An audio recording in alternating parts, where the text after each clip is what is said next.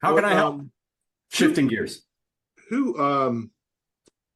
What percentage of the time are you finding yourself referring in a sales solution over the historically, speaking? I mean, I guess that's sort of a general question, but it would seem to be a fairly high, regularity of part of the problem is, sales solves a myriad of issues, assuming that you're profitable sales, right?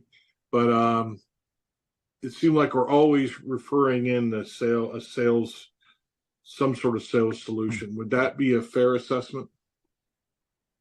I think Mike, Steve, before I jump in, I have an opinion.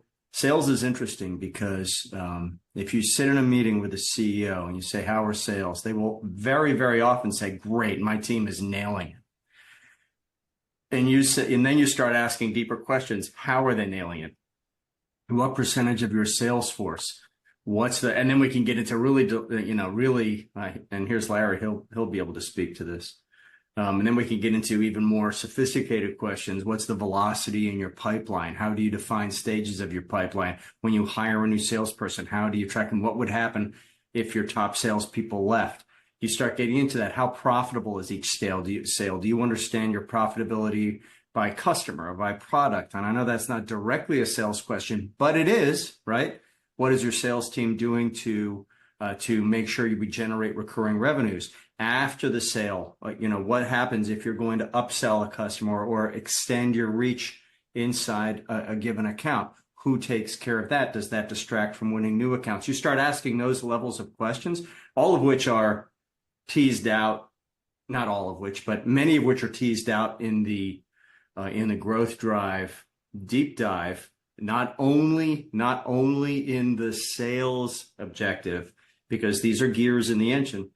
You'll see a CEO coming full circle. Your CEO who starts getting, you're going to get a couple of reactions: deer in the headlights, or they'll push back on you. Listen, I said my team's nailing it. They do a good job. I have good people. It's like, I'm not saying you don't. You don't. We don't want to end up pushed back on our heels like that. But it is very rare to find a business in the pre-middle market and middle market that has what we would call a robust sales process.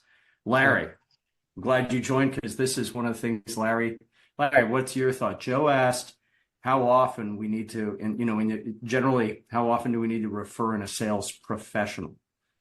That's a great question, Joe. My expertise is around running a sales function, including managing it, leading it, forming it, and leading it. I do coach one particular company salesperson because the owner asked me a favor to jumpstart them. But I have a good relationship with Sandler. And if there's ever really a need to have a client truly understand how to sell, Sandler's the people I know at Sandler in Jersey here. Yeah. And I prefer not to do that work. I don't want to really do that work. Right. And so I would recommend building a relationship with your local Sandler guy. And I've become pretty close with Scott locally here in Jersey. And he's awesome. In fact, I might bring him into my CEO peer group because we talk about sales a lot. And I help them on sales structure, function, KPIs. Are they really effective? The KPIs matter in sales. And knowing what are the right KPIs, there's so many, like financial KPIs, there's so many sales KPIs.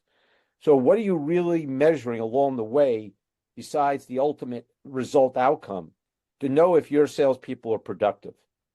Right. So I spend a lot of time on targeting different KPIs and leading a sales team. But content sales, Sandler, I like the Sandler program. Yeah, I had a long time former Vistage member with me, Steve Weil. He's out of Columbus. He's actually they're almost completely virtual, so they have the Columbus franchise, but they're everything's online. But he's a good resource. I just reconnected with him last week, coincidentally, he's a Sandler resource in Columbus. So, and then the other one I'm bringing into a referral situation tomorrow is Sales Acceleration, and they're part of the Firefly group, which is connected to 90IO, or excuse me, EOS, I guess. And Yeah. so there's some connective tissue there that would be helpful. Well, I'm just curious if there's more. I mean, if a large percentage of the time sales ends up being, because that's my background, marketing, sales, but I've never been doing any formalized relationship with a franchise group. So, and that may be part of that technical thing that you're trying to avoid as a quarterback too, right? So you got to be careful of getting too close to that. Yes. So that's sort of, I'm just kind of curious because it seems like every time there's always a sales piece of it, whether it be evaluating current team and or perhaps if we're offloading one of the early functions of the CEO is usually a sales function of offloading. So getting them comfortable with delegate and elevate ends up being the most important thing. I just had a thumb there and it picked it up. It's funny. Anyway, Yeah. so I'm just curious. So did we get everybody in? Duke, do you have an opinion of what percentage of the time are you finding yourself bringing a sales solution to the table? I'll throw in a little bit. So I'm an observer essentially, although I get to comment. And starting up an organization in the UK or Europe, really, but primarily the UK, to service business owners. And there's probably 4 or 5 fundamental services that are going to be inside this organization. One of them is sales. Yeah. So that just speaks to, it's a big deal. Yeah. And so Steve, let's pick that up. So we want to remain peer with the CEO, right? We want to, because that is the highest and best use. That is the most valuable use of our time. And I want special admonition to those of you who are have financial expertise. It is quite easy to get sucked into that world, right? Because that's typically we should be referring in a fractional CFO, or in our quiver, should have a good fractional CFO, salesperson. And I just posted a terrific book in the chat. It's the Sales Acceleration Formula by Mark Roberge. You owe it to yourself to read the book. It is about so much more than sales. It is about culture. It is about mentoring. It is about crazy scale. This guy was hired at HubSpot when they were doing $300,000 a year. MIT trained engineer. He built a process. He engineered a process, had no background in sales. His father was a sales guy. There we go. And anyway, so sales. And remember back early in our careers when sales and marketing was kind of lumped together. And I know it's come back together as, under the form of chief revenue officer, but marketing is especially in the digital age is a special skill set. So I would argue fractional CFO, sales guru, marketing ninja. And depending on the type of company, we may need some kind of lean, a process person, right? What are our processes? Now you can play a lot of that role simply by asking questions. Okay, what happens after you win a new customer? Operations. And then who else, Steve? What are your 4th and 5th? Or 3rd, 4th, and 5th? Do you agree with that list? Well, I would also add that I wouldn't just I'll put it this way. You know, I play around in finance, but Yeah. one of the key things there is you get insight into the questions you need to be asking yourself, your salespeople, your whole organization, because it shines a light on how many clients you're retaining, your average transaction, invoice value. You look at this particular software, you look at the services or the products you're providing, so you can see and you can line up your clients and see where the big ones are, where the little ones are, where you've got upsell and cross-sell opportunities. So that's a fertile ground for figuring out what you ought to be doing. So you've got insight going forward. Awesome. You know, then that's VFD Pro you're referring to?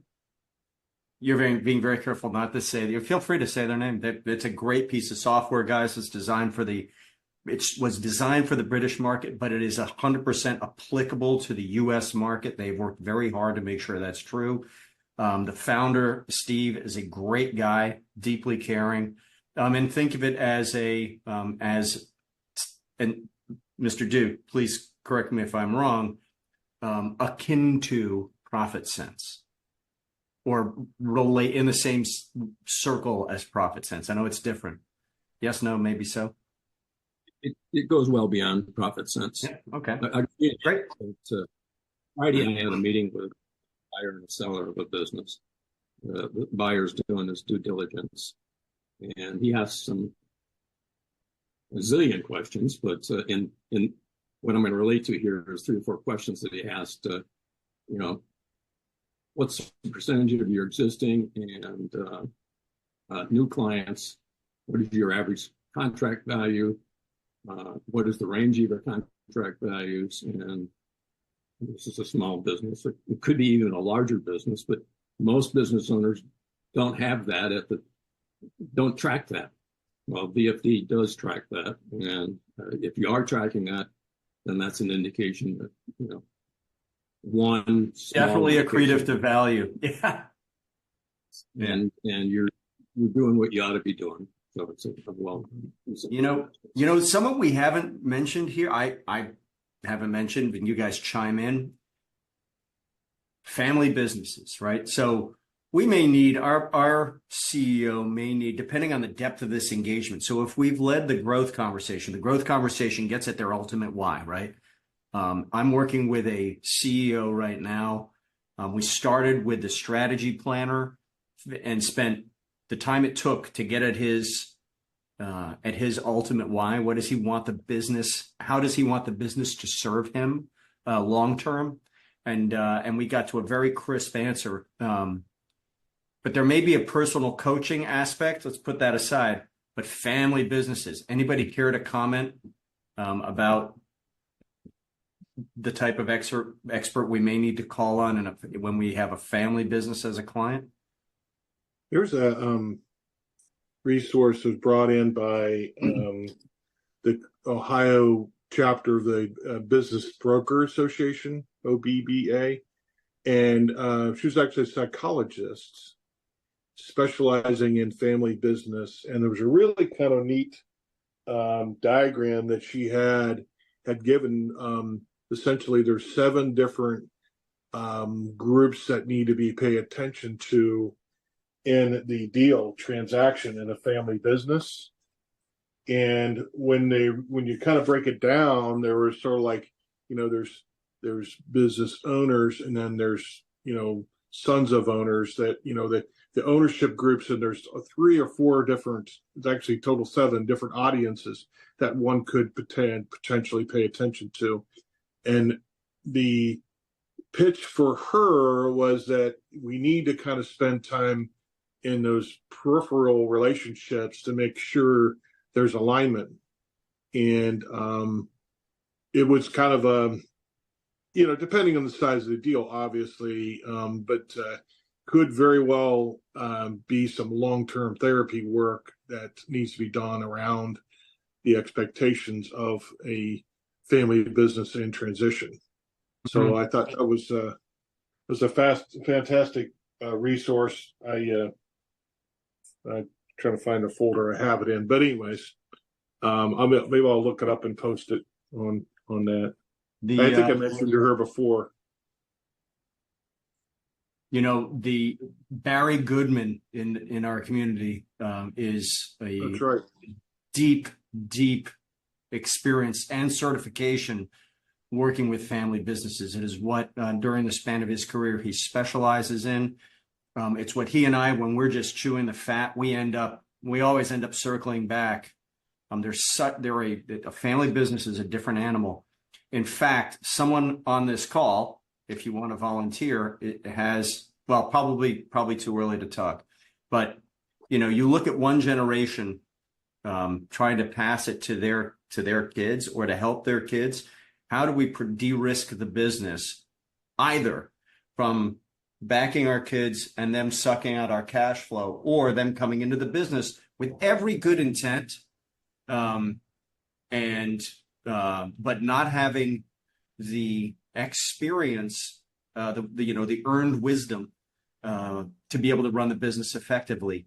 And that you are especially valuable there in that instance.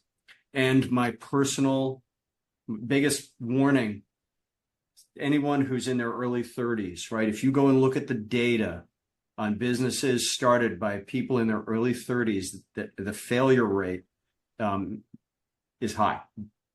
Not many people start businesses in their 20s. They'll do their first run at it in their 30s because they have 10 years experience. And 10 years to a 32-year-old is an eternity, right? I mean, Right. 10 years before, they were in college doing whatever they did in college. And so they think I've been doing this for a decade. Big failure rate. Family business. So Barry is actually, we are doing, on April 4th. Can I give a quick rundown of the upcoming podcast? Guys, we have some cool, so we've had Anna and Larry. John Brown we'll be publishing John Brown from BEI's interview on the 22nd of February. I have Tina Corner-Stoltz, absolute expert in group dynamics, the power of the group, mastermind groups, etc. She is publishing on March 7th. I have Marcus Ogden, a former NFL player and an inspirational speaker and coach, business coach. So he's our business consultant, and he is going to be on talking about authenticity creates victory. And he and I have some fantastic conversations about authenticity, transparency, the power of transparency, teamwork, etc. That's going to be a great one.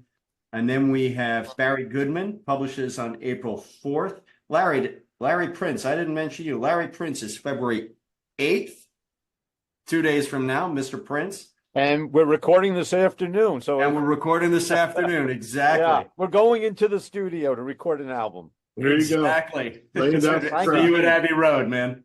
And then we have Allie Taylor. I'm really excited. Allie Taylor has agreed to come on. Allie Taylor, she is a business, I'll summarize it, a business psychologist who specializes in all of the guys who freak out at the altar and say, okay, yeah, actually, I'm not selling this. Or they've managed to throw, grenades into the deal, or family issues. Allie is top in her field. And a highly intelligent and effective. That's going to be a great interview. And then and then you're going to be hearing from me guys because after that I'm going to be reaching out and saying, all right, let's talk, Mike Desiato, about the giant transition you've made. Let's talk, Steve Duke, about what you see in your practice and how your practice is evolving. Steve started as an M&A guy and has expanded his reach and impact, as I say.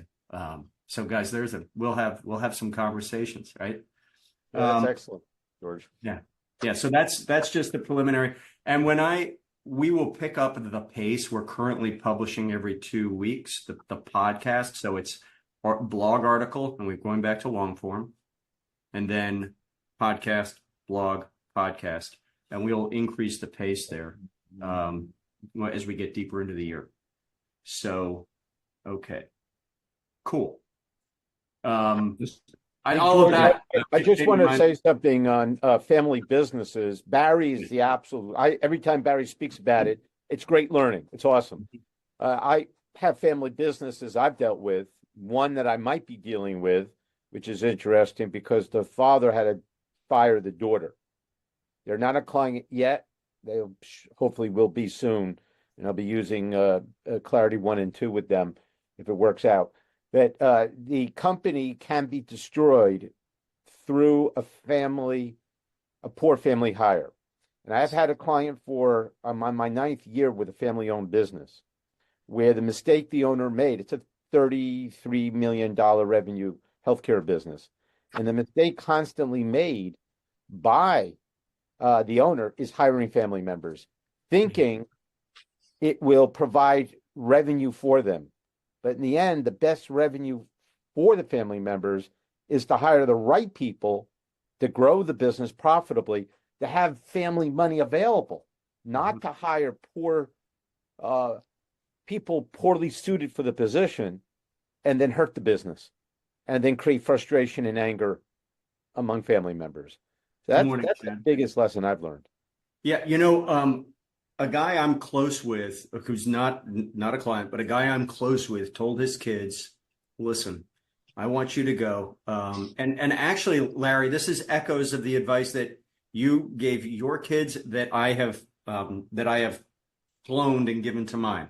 He said, "Listen, you can come work for me, but first, I need you to go out and I need you to get experience in organizations, one or more organizations in these areas." And they have now come into, so he gave that advice long before I knew the guy. And they've now come into the business. One of them is they have a very famous last name, or they're a famous family. One of them is kind of a brand ambassador and loves it. And the other has shown an affinity for numbers and has stepped up to lead the financial side of the house, and it's working out incredibly well. Designing it in advance. Larry, do you mind if I put you on the spot and you share the advice you gave your kids, which I thought was so good for early in their careers? Yeah, it's just because you give advice doesn't mean your kids are going to listen to the advice, embrace it, or even if they do, that they're going to be able to follow that path. My son's 31. He's a business banker at Bank of America. My daughter's 28. She's already running a whole business development team for a major global transportation company.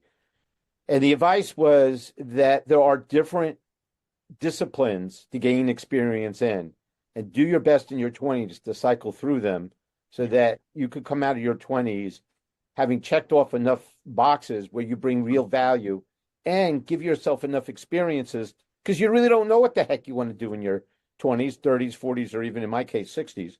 Amen, brother.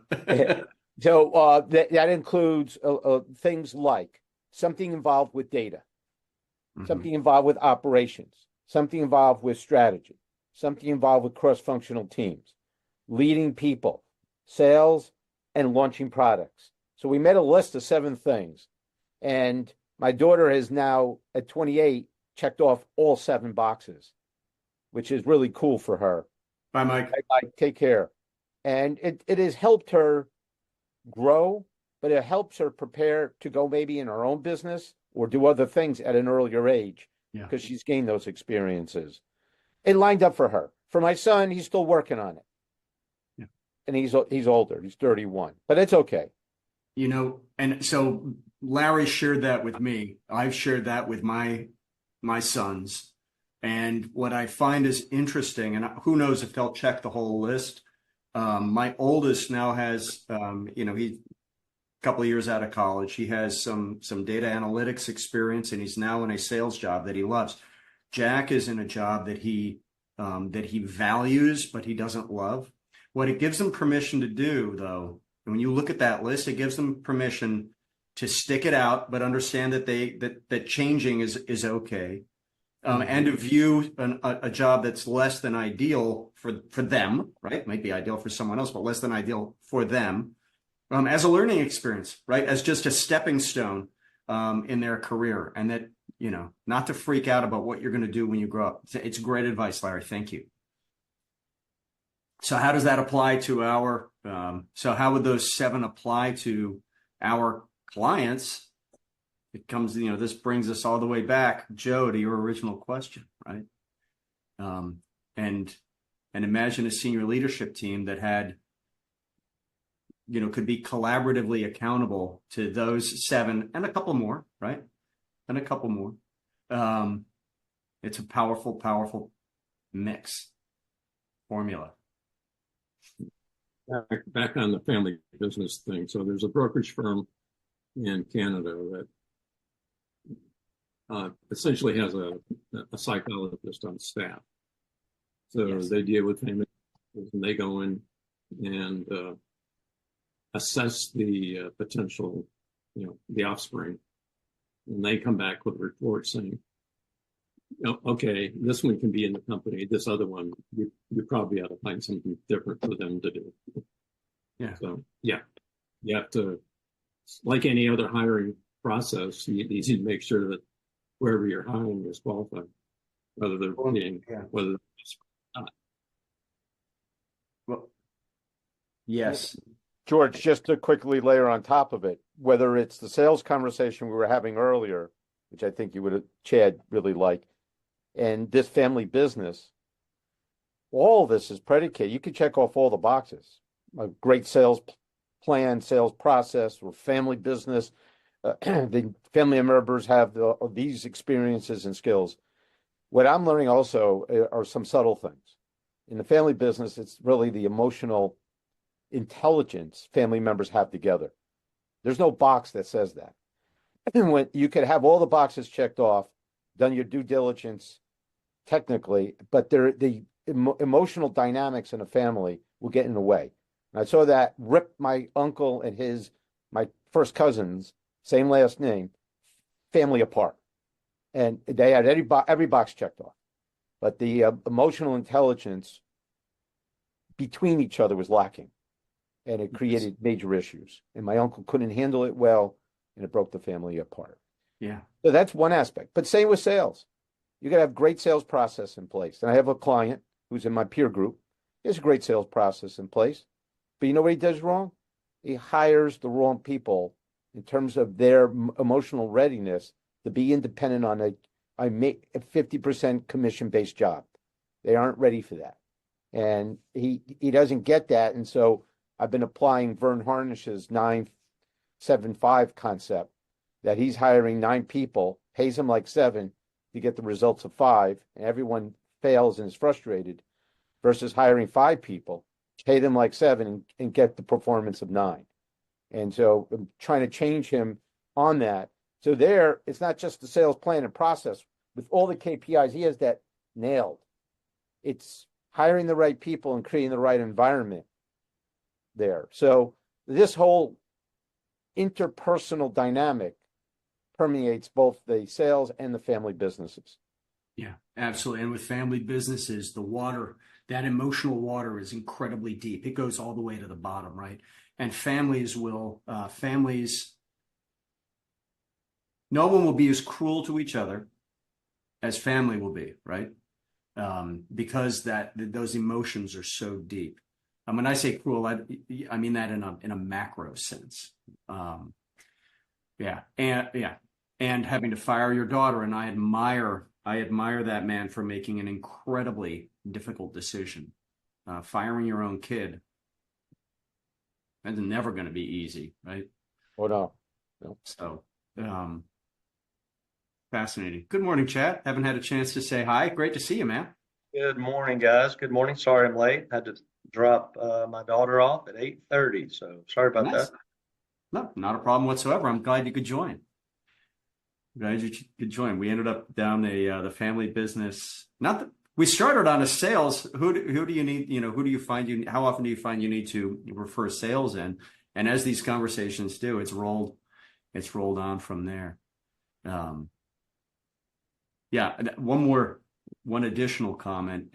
When the kids are involved, if you use a tool like, imagine sitting down with a 27-year-old who is, excited to be in the business, wants to contribute to the business, all of the good is there, and sitting down and using Clarity to educate them, to at least open their mind to all of the gears in the business engine. And imagine being able to share with them the execute guidance modules. Here are the things you might consider doing. And now you're in a coaching posture and saying, okay, well, what do you think is applicable to this situation we're tackling and why? And you can be their MBA, right? You can give them their in-business MBA using a tool like Clarity. So, because they don't know what they don't know. And if they're open to learning, if they're the right kind of person, and most people are good people, right? They want to learn, they want to perform.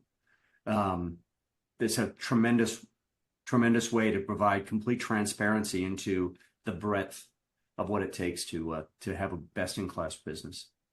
I'd be curious to know, from you guys, how often do you push or recommend to family businesses to bring in a non-family member to run the company?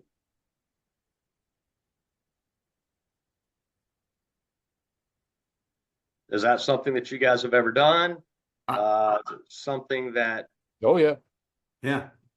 I'll tell a war story. That same family I was mentioning earlier, after they had a bad experience with trying to involve the family, and then he hired an outside, the guy who's really the chairman, the namesake of the business, hired an outside. He actually took his CFO and made him the COO and put everything under him, and that was contributed. I mean, this guy is a true visionary. He's a badass. He's a good friend of mine. But the guy he brought in got all the kittens headed in the right direction, did a great job. It was so Chad, at least in that instance, it was absolutely the right thing to do. Also accretive to value, right? Yeah, absolutely. So continue back on this inclusion of a sales resource brought in.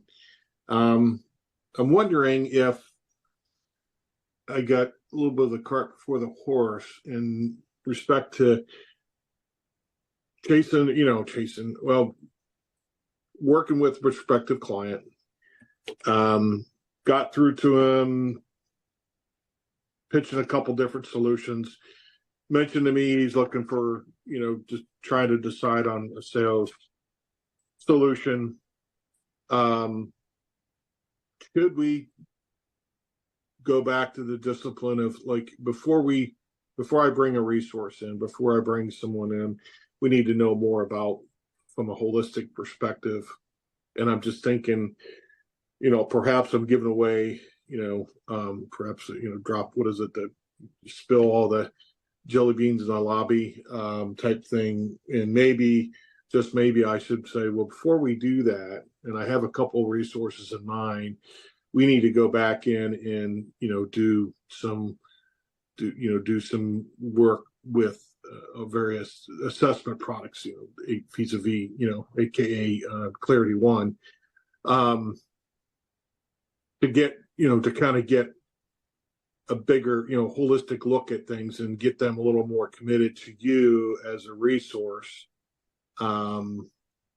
before we start throwing resources at them that, within my, tool belt that, been vetted and all that jazz. So there's some real value there that you may not be able to monetize, but certainly thinking back.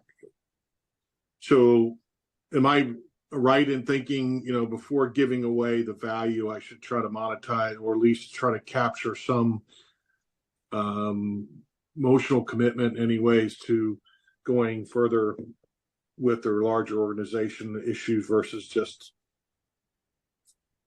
giving them a sales resource and then expecting them to have a emotional tie to you to come back and continue to use you for the larger project work. What's the thoughts there? Is it, or just give it away and expect it to be returned and not worry about Anybody, it? anyone want to jump in? Am I explaining myself well enough? Yeah, you are, man. You really well, Joe. This is Okay. a fantastic question. You know, are you certain that sales is the issue? Bing, bing, bing, bing, bing. Yeah, I've been. We went through a well, sort of, yeah. But could I know? Could I do some more deep dive work? Yeah, that's sort of what I'm alluding to. Is that we all want to kind of be this solution provider, and it's like we got the solution, and whoever we bring in will do some deep dive work. Well, maybe just maybe that's work we should be doing ahead of time. And so I'm like thinking maybe I just cancel my meeting tomorrow. I'm busy, whatever, and reschedule. And then tell the owners, okay, I think they kind of need to get back in your office again and talk further about what's going on and spend an hour and a half with him doing that, even the SEPA type of conversation around the personal goals and get clarity around that before we start throwing, just feeding the whack-a-mole talent show, because oftentimes we have a tendency to kind of like feed that beast that just wants a whack-a-mole solution. Joe, let me ask you this: what are you, when you say sales, what part of that are you needing? Sales leadership, development? Is it a lead generator? Is it leadership? Probably one of the things that the owner is going to elevate first out of it is to have a dedicated sales leader, sales management, a service-based company doing 18, 20 million, 150 staff members, has project manager delivery model where, it's a finder doer type thing, bid and then deliver and manage it. I'm sorry. I thought this was for you, for your company. No, this would be for a client. Okay. Yeah. Okay. So okay. What essentially is, are you making them earn it, if you will, earn the ability to work with you, and are we in, I don't know, say desperation mode, maybe the right word, or just kind of in the essence of trying to help? Do we give away some of our secret sauce without a commitment on the other end where, and I think I'm not talking about a written contract. I'm just talking about emotional commitment to say, yes, I see you as a solution beyond just a Rolodex. That's a good question. It so much depends. There's times where I don't want the client and it's really better suited for somebody else. Other times where I brought in the resource and I paid the resource, my associate, directly, and I billed for the services because I wanted to quarterback that client and keep them and own the client. Other times where we went in together, partnered, and the client paid both, depending on our work. So it's hard to tell, but my first explanation is, you've worked too hard to get this far, probably. Right. What's the value in you keeping it and being the quarterback to control the interaction? Because in the end, a client can only look at all the resources they have, business owners, and say, who's my real trusted advisor here? Who do I go to? And there can only be a couple at most. And so are you transactional and I've been transactional, or are you that trusted advisor that they rely on? So that's how I look at it. Yeah. I just had an experience yesterday where I had introduced a zoning guy to one of my clients, and it's in Nashville, and where he's in Columbus, and I mean, it's a major connection for him, and really moving rocks, or moving boulders for him to get this done. But I brought the right resource in. He forgot who introduced him to this guy, right? It was me. It's like, so, and so I blame myself to a certain extent. God damn it, Joe, you didn't really connect the two together. But I didn't really want to, I was like, I don't do zoning. I'm just like, here, but what I ought to do, make sure this guy, make sure that the solution partner is reinforcing the relationship with me, and just say, hey, whenever possible, you say, sure am glad Joe got us together, type thing, and you can work behind the scenes pretty effectively, but just often remember that these guys have short memories, and they don't really, it's just, they're moving too fast. It's nothing against them. It just, but I do like the idea, if you, depending on where you want to go with it, and how, one, do you really want to work with that client, or is it better just to flip them? And if it's a longer term base, to make sure, if their work is going to impact your work, I guess that's sort of the acid test. Is that the litmus test, if you will? Is that correct? Yeah. Perhaps. Yeah. So a couple of things. One, I just comment that the zoning guy, that's when we talk about collaborative accountability, this is exactly, zoning is a little more esoteric, but if we're working with a wealth planner, we want to make sure we're copying them. We're honoring their relationship with the client, as the zoning guy should have done with you, but that's an expectation we probably need to set, because most people say thanks for the referral and you never hear from them again. I want to jump on Joe. So there's a tension, right? We have, let's call it 2,000 hours in our working year, and we want to work on a value basis with the client. So we're not working on an hourly basis, even though we're constrained by, simply by time. If your perspective, and I'd love to hear your perspective on whether every interaction needs to be monetized, or whether the relationship needs to be monetized. It's a very different philosophy, because if it's the relationship that is going to bring value to them and value to you and your family, and that is equitable and good, right? You need to be charging. But how does that change our willingness to perhaps sit down and say, hey, listen, man, normally I sell this service. This is a service I provide for $4,500. I think it's important to you. So let's just put that aside for a moment. So we've voiced the value, and then you can sit down. Maybe you run Clarity 1, and perhaps maybe also Dimension 1 in Clarity 2, right? We go into detail. Let's just look at sales in the context of creating predictable cash flow. And if you imagine the value you will have delivered in that meeting, and then I would ask you to think about, is this meeting delivered in a way, how do we facilitate this meeting in a way that ensures that our phone is going to ring as they cogitate, as they say, wow, shit, I thought I had a sales problem, and I do, but first I actually have an ops problem, or whatever. So sales, because sales is always in the context of the whole, and every growth driving objective is in the context of the whole, right?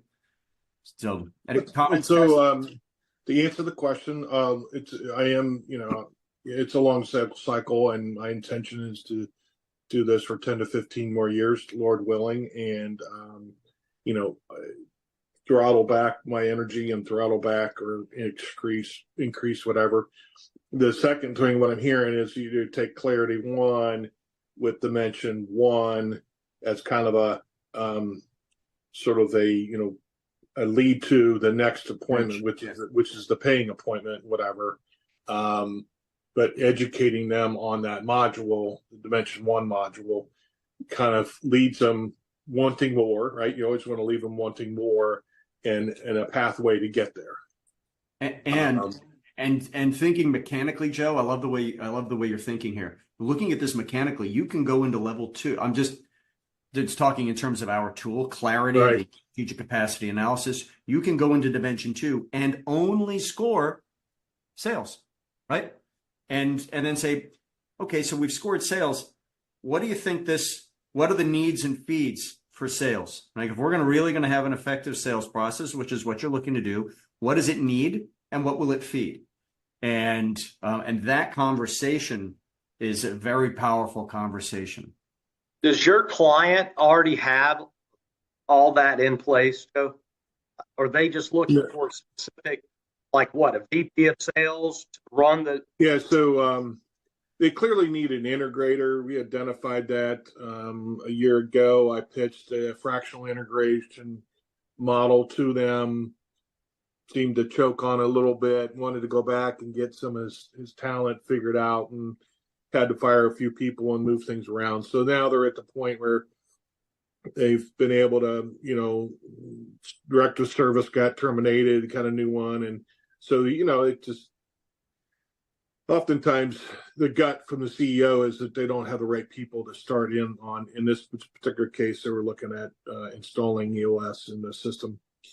But one of the things that I can see where if you have a service provider, depending on whatever, if it's a focus or if the fractional CFO, go into that dimension in part of the deep dive and specifically go through those questions with the resource in the room together as a solution based, kind of like, okay, do you like how that went? Do you like the series of questions that it asked? I think we were, lightning focused on that, whatever issue was. Imagine if we went through all the different dimensions and went down the, deep dive on each of those various areas of the business and asked those same questions of of an outside resource. So is that what you're alluding to, George? I just want to capture the moment here. Yeah. Yes, that is precisely what I'm looking to. And as Larry teaches in the strategy module in the Growth Drive launch course, right? Know the terrain. So what you're really getting is you're getting your client to take off their blinders, and they can get Fox 3 on what they think the problem is. And sometimes they're absolutely right, and sometimes they're only partly right. And maybe that partly is only at 10%, right? And the real problem is somewhere else. George, let's stay with that. That's so important. I think we could steer our clients wrong if we're looking at the results as absolute. And I'll give you a great example. So, complete deep dive 4 years ago with a client, still a client. We do a lot on management and CEO coaching and execution of things. The deep dive showed operations as being the number one issue, and 2, not understanding customer,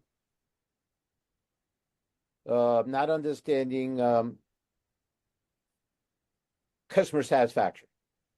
Innovation and management team were the others. So how do you piece that together as a puzzle? Because they're just results. Mm-hmm. So piecing it together requires asking additional questions of that why. Why do you think is that? Tell me more about this. Tell me more. Why do you think that? So you go kind of deeper on the tell me more and why. And here's what gets uncovered. They had little grasp of their market, competitive market, and where there were trends, opportunities, and threats for them. And so how do you change operations without changing sales and marketing? Because what is operations responding to? The fulfillment of what sales and marketing needs. Well, we couldn't do that unless we really understood the customer, their satisfaction, the competitive environment, and market trends. So the real start point to improve operations and sales and marketing was these other things first. And I think that's the yellow flag I put up for us as a community is that don't rely on the data alone, ask the why, and then we find out where the original or root cause problem is that we need to start with. And also, Joe, what I heard you describe is a paid engagement. Once you dip into that, any aspect of Clarity 2. So the client I mentioned earlier, last thing, you guys are patient with me, thanks. But this new client I might have that fired their daughter, Clarity 1 is going to be a paid engagement. I've already given them enough value on the phone that I earned the right to even make Clarity 1 a paid engagement. I just wanted to throw that out. Okay. That's awesome. Yeah. Hey guys, that was fantastic, Larry. Thank you. Professor Larry, ladies and gentlemen. I always, you guys, I learn everything. Everything. Yes, I learned something in all of these conversations. We have about 5 minutes before we get to the hour mark. I need to drop off at the bottom of the hour. I'm hoping that this has been a fantastic conversation, as they are every week.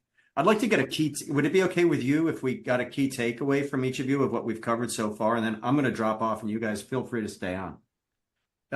Is that okay with everybody? Cool. So maybe Steve, you're in the middle of my Hollywood squares. I'll start with you. Do you have a key takeaway from the conversation today? I have another point to make, but I'll go to the key takeaway. Well, feel free to make a point also. Yeah. Dig deep before you provide an answer. Yeah, that's great. That's a great takeaway. You're right. Who are you going to pass it to, Steve? What was that again? Make sure you've got command of the facts, the real facts. I'll make one more point. So I was in a briefing recently with a bunch of smart guys, and there was a marketing guy, and it's like net promoter score and stuff like that. Be careful you don't get confused with that. This guy was arguing and made the good point that you just having the average of something doesn't necessarily give you insight. True. What you really want to be worried about is the people that have deviation. Yeah, deviation. Yeah. I'll pass it to Chad. That's a great Chad. Yeah, I think for me, and something Larry said, there's certain clients that I know for a fact would benefit from Clarity 1, Clarity 2. There's certain clients that I say to myself, they're too small, or they really don't need Clarity 2. Well, actually, they do need Clarity 2, no matter what, to get to the true root cause, I think, right? So just using, the tool to provide some direction, right?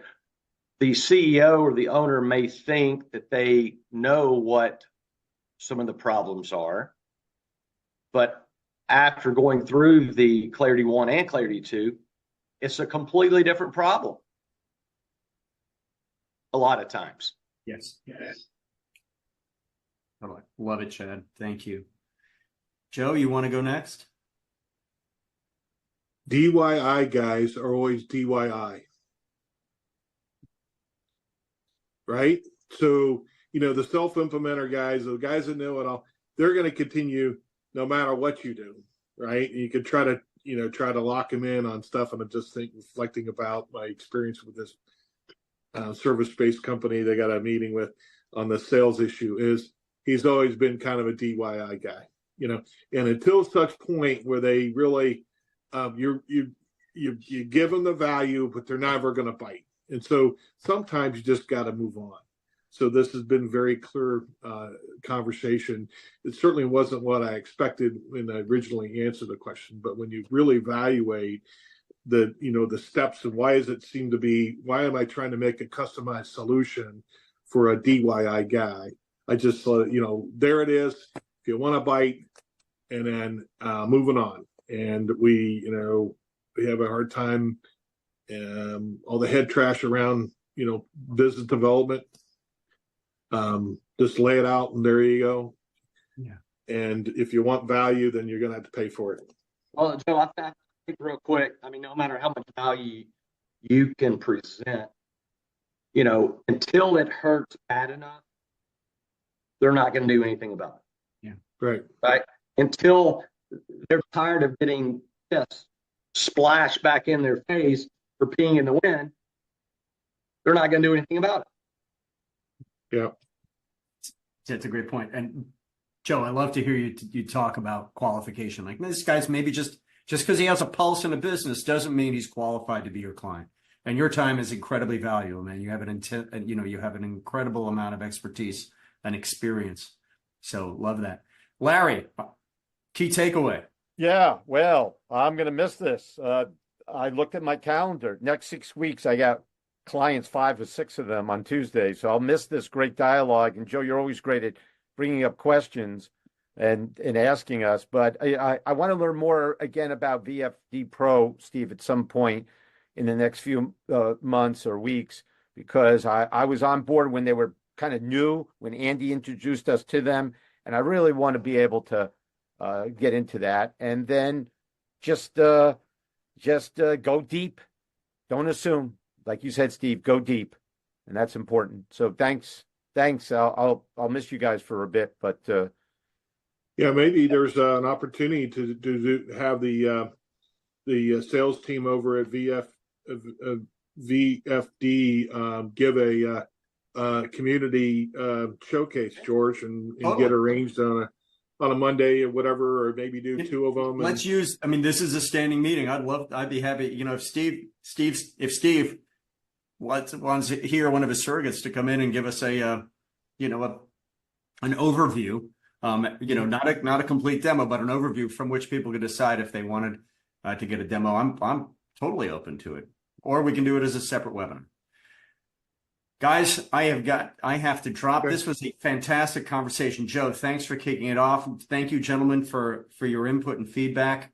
And we will be posting this hopefully later today, if not tomorrow. Okay? Thanks, George. Awesome, guys. Have a great day. Have a good week. Anything I can do to help, call me. Okay? Be good.